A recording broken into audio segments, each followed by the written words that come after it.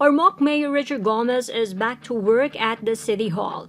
After testing positive for COVID-19 and undergoing quarantine, Gomez resumes his role as the father of the city. He was present during the first day of the meeting for the strategy for the rollout of the LGU DTP preparation or Ormoc's Devolution Transition Plan.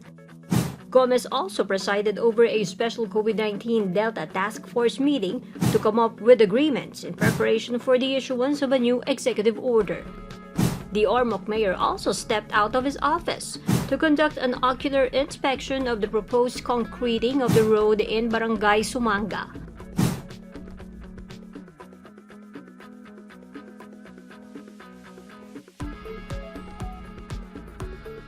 Gomez also had his second dose of AstraZeneca. He received the COVID-19 vaccine along with other local officials of Ormoc.